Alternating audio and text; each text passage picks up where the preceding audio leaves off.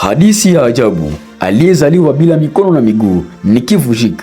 Kutoka kukata tamaa hadi kubadilisha maisha ya mamilioni ya watu duniani. Nicky Vujicic ni nani? Nicky Vujicic alizaliwa tarehe 4 mwezi wa 12 mwaka 1982 katika nchi Australia. Alizaliwa akiwa na ugonjwa ule ambao unasababisha watoto wengi kuzaliwa bila mikono na bila miguu. Wazazi wake walikuwa Wakristo, lakini hata wao walishangaa sana na kuhuzunika wakati Nicky alipozaliwa. Mwanzoni madaktari hawakujua kama angeweza kuishi maisha kawaida, maana utoto wake haukuwa rahisi. Alizalishwa sana shuleni. Alijihisi tofauti na watu wengine mpaka kajiona hana thamani yote ile ya kuishi hapa duniani. Alipitia huzuni kubwa na wakati mwingine kukata tamaa. Akiwa na umri wa karibuni miaka 10, Nicky aliwahi kufikiria kukata tamaa na maisha kwa sababu alihisi hana maana duniani ya kuweza kuishi. Lakini baadaye aligundua kuwa maisha yake yana kusudi kubwa, kuja kuwasaidia maelfu ya watu duniani.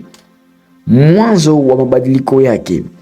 Kadri alivyokuwa, Nicky alianza kuelewa jambo muhimu katika maisha yake.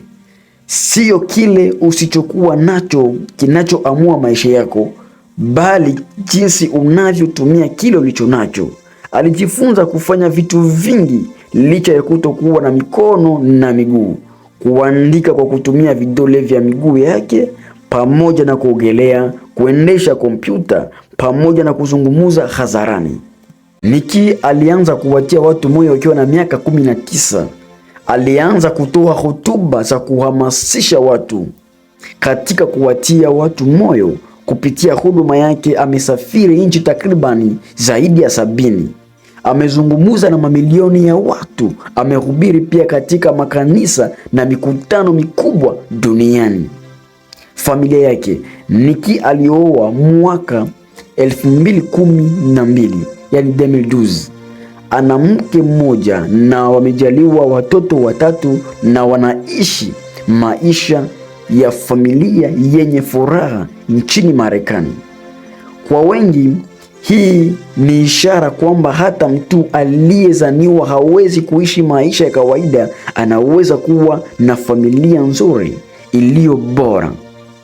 Vitabu na kazi zake. Nicky ameandika vitabu kadhaa vya kuhamasisha watu kama vile mojawapo La vie au-delà de toute limite, yani kinachozungumzia kuhusiana na ujasiri wa maisha na kutokata tamaa katika maisha. Cha pili, L'amour au-delà de toute limite, yani hadithi ya mapenzi na ndoa kwa changamoto.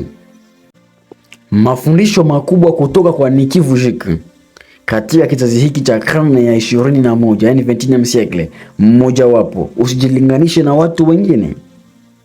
Maana katika kizazi hiki wengi wanaribikiwa na mitandao ya kijamii, lakini Nicky anafundisha kwamba usipime thamani yako kwa maisha ya watu wengine. Kila mtu ana safari yake ya kuendea mafanikio. Jambo la pili, changamoto sio mwisho wa maisha. Nicky alizaliwa bila mikono na miguu, lakini amezunguka dunia kwa sasa. Ameandika vitabu, amejenga familia. Hivyo changamoto haimaanishi mwisho wa maisha. 3, shukuru kidogo ulicho nacho, yani kuwa na shukrani kwa kidogo ulicho nacho.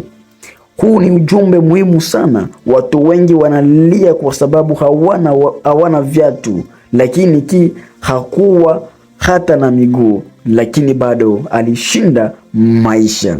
4, kusudi la maisha ni muhimu kuliko raha. Nicky aligundua kwamba maisha yana maana pale unaposaidia watu wengine.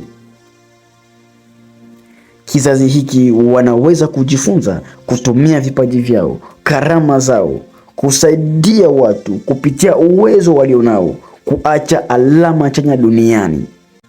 5, nguvu ya imani na mawazo chanya.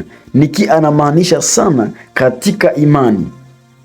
matumaini, mawazo chanya. Anasema kwamba kama hupati muujiza, basi uwe muujiza kwa watu wengine. Jambo la sita la kujifunza kupitia kwake, ukiamini na kuamua kufanya jambo unaweza. Kwa kweli, ukiona jambo unaweza kulifanya, ukiamini, hakika 100% utaweza kufanikisha jambo hilo.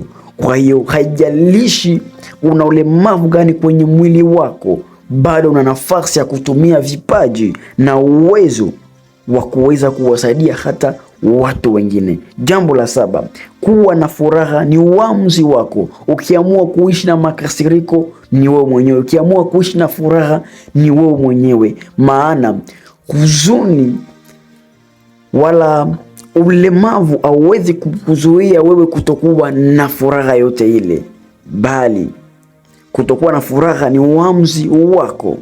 Eza ufurahi, eza usifurahi. Jambo la 8, mafanikio yanatokana na unavyojiona. Namna unavyojiangalia ndivyo unavyokuwa.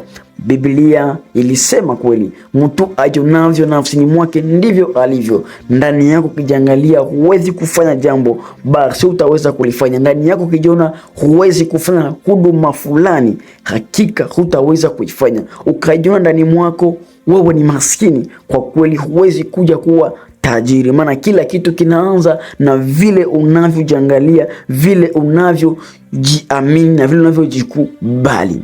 Mwishoni kabisa, hadithi ya Nikifu Jiki inaonyesha kwamba kizuizi kikubwa si mwili bali akili ya mtu. Mtu anaweza kushinda mambo makubwa sana hata kama ataamua kutokata tamaa. Kwa hiyo ndugu yangu, usijaribu kukata tamaa katika maisha yako. Shikilia kile ulicho nacho, kitumie kutafuta kile usichokuwa nacho kwa sasa. Asante kwa kunisikiliza mwanzo hadi mwisho. Kumbuka kulike pamoja na kushare, mtumie mtu mwingine ili aweze kupata somo hili. Na kama ndio mara yako ya kwanza kutembelea channel hii, basi unaweza kusubscribe, maana tunakuwa bora zaidi ya jana. Pamoja na ucomment, tuambie nini ambacho umejifunza katika video hii, nasi pia tutaweza kufurahi, maana hiyo ndiyo inatupatia shauku ya kuweza kusonga mbele. Kumbuka, ndoto yako inawezekana.